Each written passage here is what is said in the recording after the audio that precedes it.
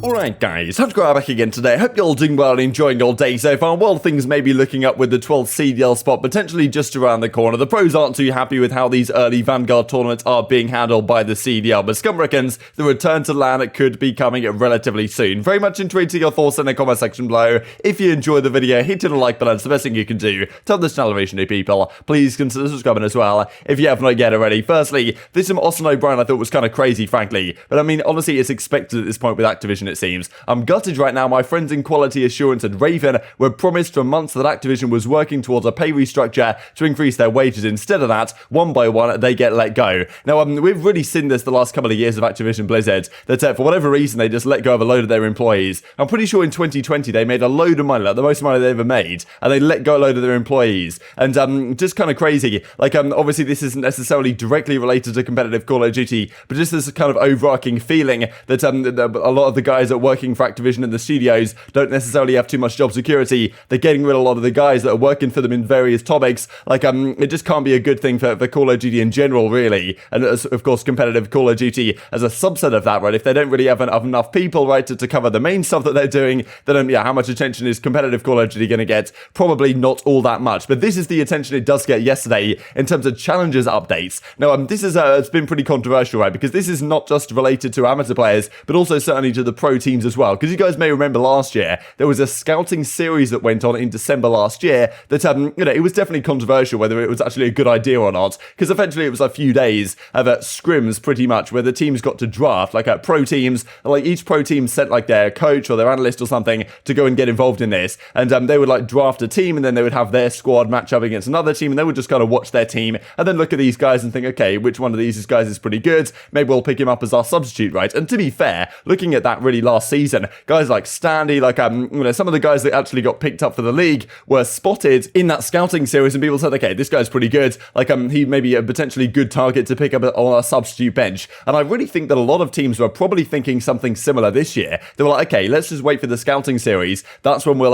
kind of decide, or at least keep an eye on some players we might want to pick up as our substitutes that are looking good in the amateur side. Now, that is no longer going to be going ahead. Now, it's kind of strange why it doesn't have to be. Like, you'd feel like they could have found a way to make it happen, or do it on a different format than what they did last year to make it a little bit swifter, I suppose, and more concise, because it kind of dragged on a little bit last year, some would say. But anyway, earlier this week, they announced that Challengers Cup number 1 was being moved to December 11th through the 12th, basically because to align with the launch of Vanguard Season 1, because right now there's no third game mode. Today, we're announcing Challengers Cup number 2 is going to be 18th and 19th across all regions. Due to these scheduled shifts, the Scouting Series program will not be making a return to allow players to focus on important opportunities to earn Challengers points. Additionally, version 1.1 of the settings, we'll have a look at that here in just a second. So the Scouting Series has just gone out the window, which doesn't necessarily seem absolutely necessary, and there's been a lot of talk whether this is actually a good idea, just because at the end of the day, I guess the pro teams can look at some of these Challenger Cups, and that's when they're going to decide who they're going to pick up as their substitute, potentially at the very least.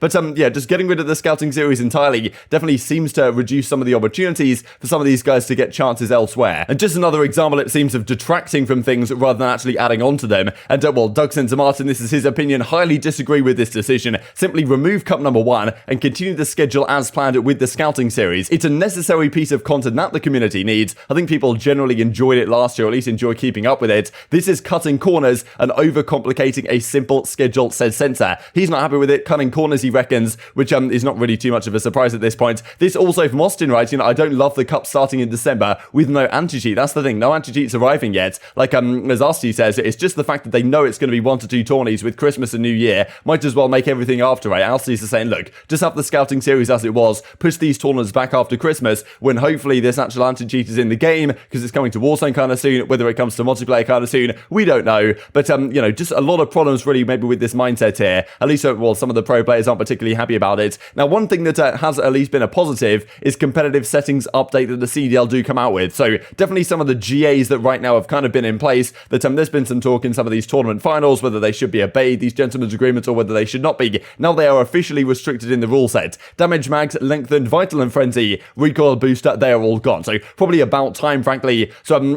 pretty cool. Like Simp was actually quite happy about this. He was retweeting some tweets about it. It was like, okay, finally we're getting into business. The problem is, you could say though, is that some things have not changed. For example, as Arcitys says, respawn timer is still 2 seconds. Enjoy going 60 kills, 60 deaths on Bacage. That's the thing. Some of the pros have been experimenting with a different respawn timer. They've been trying out some different things in their scrims and generally making the maps a little bit less chaotic than they are right now. I think for the fans, it might not be a bad thing to have people going 60 and 60 on Bacage, but for the pros, they're not necessarily too happy about it. Clearly, well, the CDL isn't really taking any hints as of yet on how they might potentially restructure those maps going forwards. This also some scrims last night. I thought this was kind of funny, really, from this scrim set between Method's team and Minnesota Rokkr. As you can see right here, there must be some sort of glitch going on, because it says that Method's right here, you can't quite see his name, but he went 27 in 77 apparently in terms of kills and deaths. I imagine this is like, it meant to say, I don't know, maybe this meant to say ping in something instead of deaths, because I can't see how these death figures are going to be possibly correct, to be honest. And I thought usually it says ping and limbs, to be honest, rather than deaths, but I'm not really sure, to be honest. I just thought this was kind of funny. Also wanted to mention this between what CDL Scrim Intel has been putting out on the timeline, some of the Scrim recaps from the last few days. Now,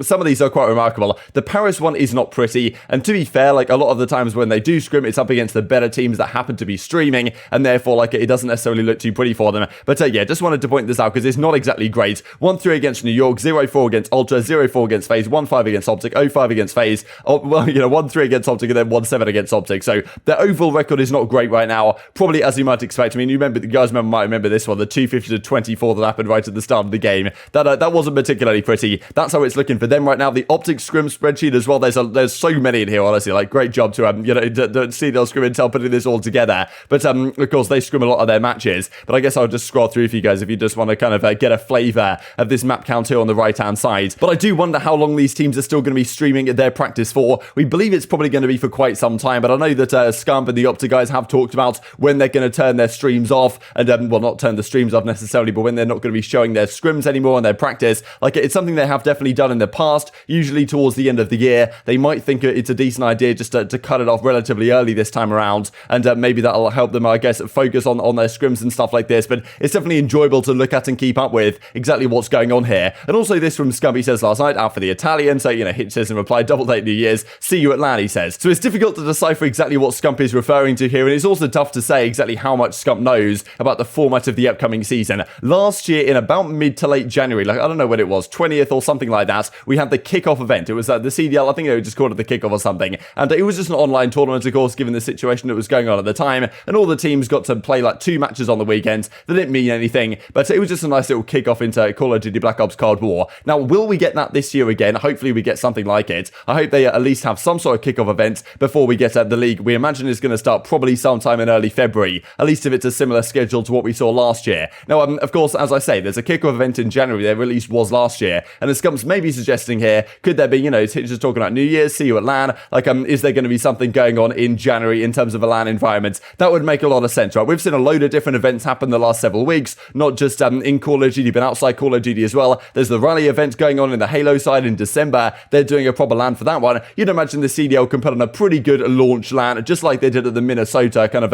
opening weekend or whatever they call it, launch weekends, way back in 2020, when the CDL first kicked off there in Minnesota, of course. So, I hope they can do something like that again, especially given 100 Thieves, they're flying all the guys out to the LA facility, they're playing like that. Like, Scump maybe is pretty confident here that come January sometime, there's going to be a pretty reasonable LAN kickoff event. Maybe it doesn't count anything to do with that, pro points for the season, or at least ladder points or whatever, but maybe it counts for, some sort of prize money or something they can put on the line, just to make it kind of interesting. Hopefully that's what we go for. I definitely don't want it to be any worse than last year, and at least if it's on LAN, that gives certainly a better viewing experience, because you guys might remember that Minnesota opening launch weekends, and the London event just after that, the hype across and the kind of the drama across the main stage at the time between Scum and Crim especially was spectacular. You don't get those moments when it's online, so I'm hoping this series is, well, a maximum on LAN as it possibly can be, and Scump seems relatively confident that might be the case, at least based off this. Wanted to share a couple of great things actually last night as well that came out on the streams that the OpTic guys were doing. They were getting involved in a charity stream for children's health patients, which I thought was really cool, and I mean, there was a couple of hilarious clips that come out where that Formal was like pie and dashy, and Shotzi like pied himself. I'll put that on the thumbnail, to be honest, but yeah, I'll share the clips for you guys right now. I thought it was cracking stuff. I gotta look around the spot just to be safe, you know what I mean?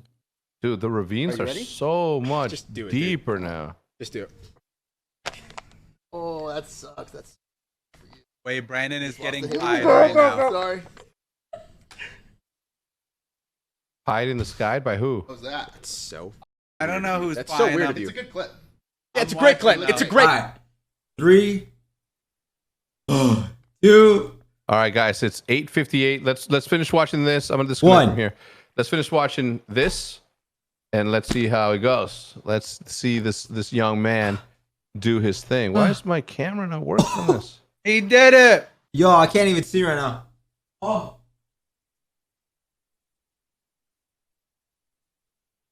And I just wanted to share this clip for you guys just to finish out the video here. This is a clip that came out on CDL Highlights YouTube channel. Best hill break I've ever seen. This is just fantastic. I really don't like this dislike button thing on YouTube now. Like, I wish I could actually see how many dislikes a video has, but you know, whatever it is, what it is. And I mean, as you can see right here, so basically what happens is Illy comes through, he gets team naded by Dashy, and like they all team nade each other basically. Scumpy goes down to Dashy, then Illy nades Dashy, and then Dashy, I'm pretty sure, nades Illy as well. I don't really know what happens here. The hilarious thing about this is, despite all of the three guys team nading each other and killing each other out of the old hardpoints, they actually get good spawns for the new one. This is kind of crazy, to be honest, the fact that they actually break into this hill. Like, it wasn't necessarily like a beneficial for them, but this spawn that he gets in the back right here, probably, well, it might not have happened if they didn't all die to these grenades, right, which I thought was just hilarious, that somehow they managed to break into this hardpoint. And this is kind of what Simp says, just to finish out the video. Game is so good that they somehow got spawns because of that, right? So, like, that's the thing. You can make a massive mistake, all kill each other in the game, but still, they get pretty decent spawns for it. They break into the hardpoint and they make it happen. Probably not quite as efficiently as they might have done so if they didn't team nade each other, but somehow they still got the spawns. Just